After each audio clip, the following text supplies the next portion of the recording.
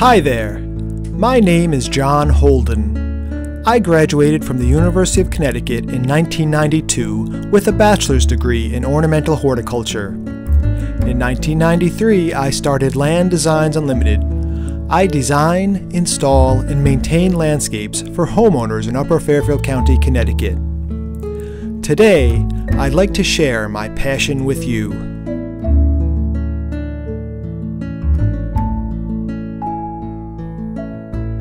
How you doing, folks? Today I'd like to talk to you about how to selectively prune small-leaved evergreen shrubs. Shrubs like boxwood, inkberry holly, Japanese holly.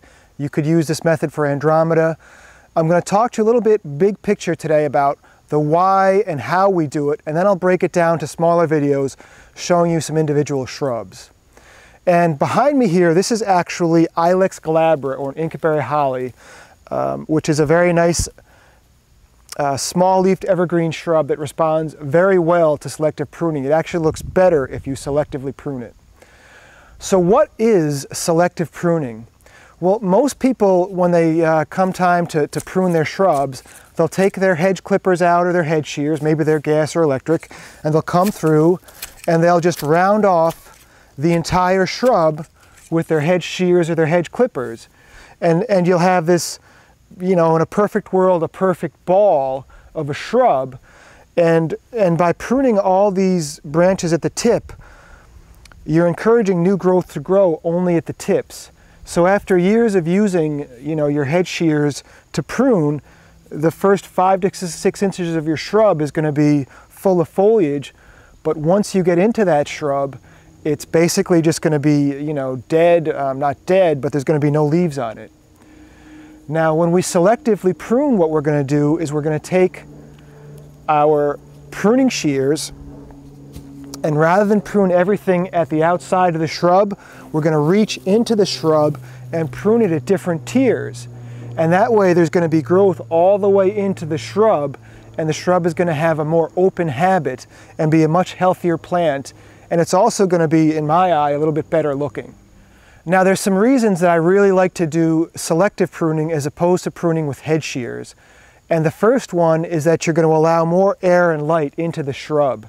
If you've ever looked at a shrub that's been pruned with hedge shears or hedge clippers, you know, there's all this dense foliage on the outside that's almost like too tight.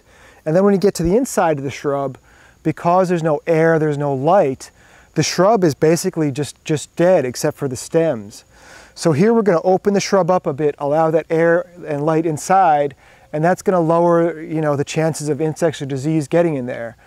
Drier spots, you know, you're going to have less disease, and also insects, quite often you'll see some insects where the foliage is really congested and damp all the time. Another nice reason to prune selectively is it looks more natural. If I was to, you know, prune this entire shrub with the shears, it would just look like a ball, and you really wouldn't, it wouldn't look natural. I guess that's the only way to say it. By selectively pruning, we're never going to leave our shrubs completely at one level of foliage. The foliage is going to come in and out. And because it's a more natural process, it's also more forgiving.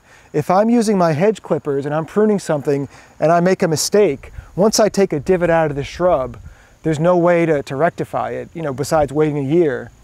If I'm selectively pruning and I make 1 or 2 bad cuts, you won't even notice. And another really nice feature of selective pruning, which I'll show you later when I talk about pruning inkberry holly, is you can actually control the height of the shrub with selective pruning. If I had pruned this with hedge shears and this was just a mass of foliage, if I decided to lower the height of this shrub, I mean, yes, I could do it, but it would look absolutely hideous for another year or two as the foliage comes back. By selectively pruning, we're going to be removing just a little bit at a time, and that way when we do want to lower the shrub, which I will easily have this shrub lowered by a foot, 1.5 feet today, it looks more natural. And finally, for me, I like selectively pruning because, well, basically it's just more fun. I would rather use my hand pruners than to be carrying a heavy electric vibrating hedge clipper or gasoline and breathing the fumes. I can come out and just work on 1 or 2 shrubs at a time, do a little bit here and there, and it's just a much more relaxing way to prune. I will usually do my selective pruning on boxwood and hollies over the summer, but that's another beautiful thing about, selective pruning. You can prune your shrub, whenever you notice it needs it. Quite often when I'm doing my spring cleanups in the garden, I'm pulling the weeds, cutting the fresh edge, I'll give a very light shaping by just taking out my, my pruning shears and nipping off a few branches. And so through the year, I basically will, do a little bit at a time. Yes, the main pruning when most of your growth comes is in June, July, but you can always just nip back a little bit. I actually think it looks better to have a little bit nipping back at a time. Now, the only thing you want to be careful about with pruning is you never want to prune too late in the summer. If you prune late in the summer, what you're going to end up doing is encouraging new growth when the frost is about to come, and that frost will actually go ahead and burn back your new growth. So let me just go ahead and show you how I go about doing selective pruning on this inkberry holly, and then if you have a specific shrub you're looking for, take a look at my videos and see if you can find it to learn how. And when I'm selectively pruning, it's usually a three-step process. So the first thing we're going to do is we're going to reach deep into the shrub and see if we can open it up a bit. What you're going to want to do is look for a crotch, like a V in the shrub, okay? And then just, hopefully you've got some new buds coming, and just cut just beyond that crotch, okay? And if you take a look at this branch, you can see this is where I would have pruned it a couple years ago, and then this is all the new growth. And then right here where I cut, this would have actually been just above a crotch of growth, so new growth will start. So the first thing I usually do is go through the shrub and see if I can cut back until I see some new buds. And then here again, this was pruned another year, here's a new growth. There's some buds just below here that are going to resprout and regrow. And I'm just going to see if I can open things up a bit and work on getting them shorter.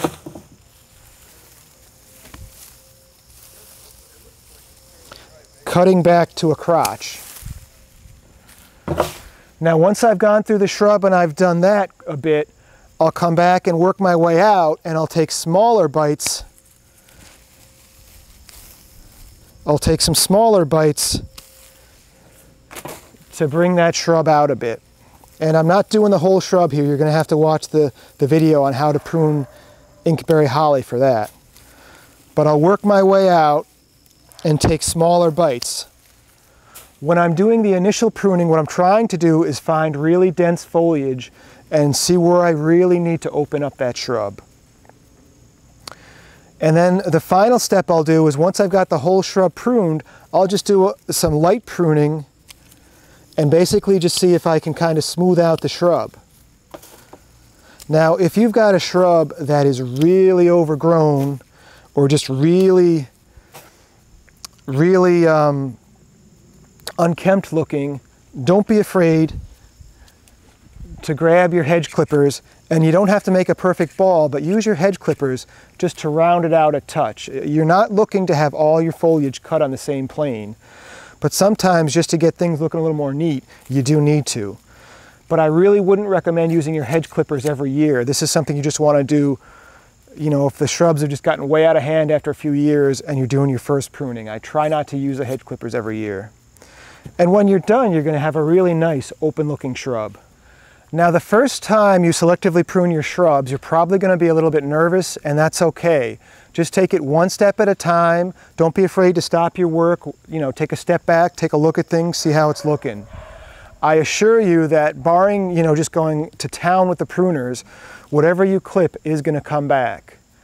And the other thing is the first time you prune a shrub, especially a shrub with a very dense growth like boxwood, the first time you prune that shrub, that growth is going to be so dense that it's really going to take a little bit of effort just to open it up. And don't be surprised if the first time or two you prune a boxwood, you've got like a whole pile of clippings and you can't even tell you pruned the shrubs. I mean, that's actually one of the landmarks, or one of the things people comment on, is when I do pruning, they say they can't even tell I did the pruning because it looks so natural. So that's a basic introduction to selectively pruning shrubs. What I'm going to do now is I'm going to do some videos of specific shrubs, And we're going to make this into a playlist, so just take a look at the playlist, take a look at my videos, and see if you can find how to selectively prune inkberry holly, and then I'm going to do some boxwood later today. But just take a look at my videos and see what you can find for some specific examples. Thanks a lot for watching today, folks, and have a wonderful day.